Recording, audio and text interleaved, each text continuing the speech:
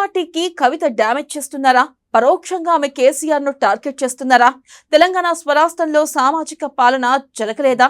గత 10 ఏళ్లు రాష్ట్రాన్ని పాలించిన కేసీఆర్ పైనే ఆమె ఎందుకు విమర్శలు చేశారు? కవిత మాటల వెనుకున్న అర్థం పరమార్థం ఏంటి? ఆమె ఏం ఆశించి గత కేసీఆర్ పాలనపై కౌంటర్లు వేస్తున్నారు?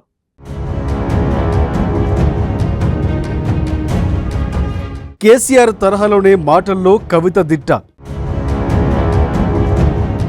లిక్కర్ స్కామ్ అరెస్టు తరువాత కవితలో మార్పు.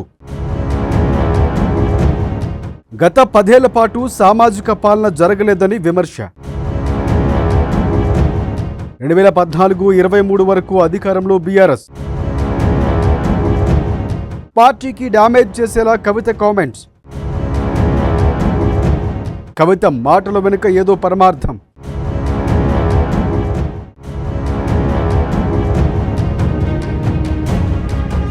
బీఆర్ఎస్లో సీనియర్ నేతగా ఎమ్మెల్సీ కవిత ముద్ర వేసుకున్నారు. ఆమెకు అన్యాపదేశంగా ఏ కామెంట్ కూడా చేస్తుంది అనుకోలేం. ఎందుకంటే కేసీఆర్, కేటీఆర్ తరహాలోనే కవిత కూడా మాటల పుట్టే.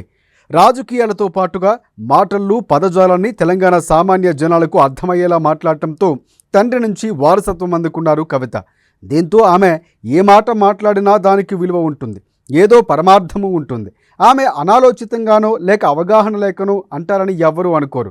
ఏదో ఆశించి ప్రతి మాట మాట్లాడతారు.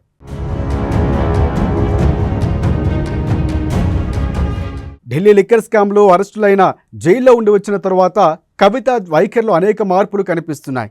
కేసీఆర్ కూతురుగా తిరిగి ఆమె రాజకీయాల్లో చురుగ్గా పాల్గొంటున్నారు. అయినప్పటికీ ఆమె మాట్లాడుతున్న మాటలు పార్టీకి డ్యామేజ్ కలిగించేలా ఉన్నాయి. కవిత ఇటీవల చేసిన వ్యాఖ్యలు పార్టీలో కాకరేపుతున్నాయి. నేరుగా గులాబీ బాసు కేసీఆర్కు సూటిగా తగిలేలా ఉన్నాయి.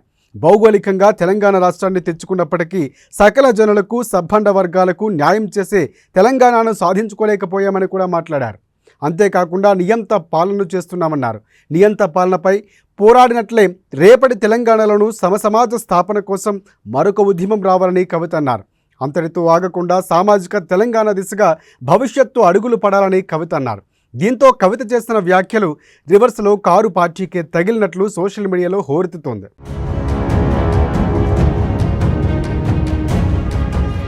2014లో తెలంగాణ వచ్చిన నాటి నుంచి 2023 వరకు బీఆర్ఎస్ అధికారంలో ఉంది. కవిత తండ్రి కేసీఆర్ ముఖ్యమంత్రిగా తెలంగాణను ఏలారు.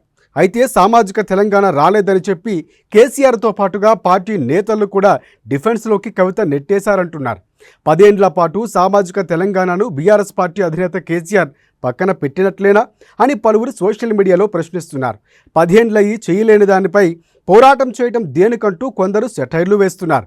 అయితే కవిత ఏ ఉద్దేశంతో ఈ వ్యాఖ్యలు చేశారో కానీ బీఆర్ఎస్ నేతలకు మాత్రం కొంత ఇబ్బందిగా తయారైందని కూడా చెప్పాలి. మరి దీనిపై కవిత మాత్రమే క్లారిటీ ఇవ్వాల్సి ఉంది.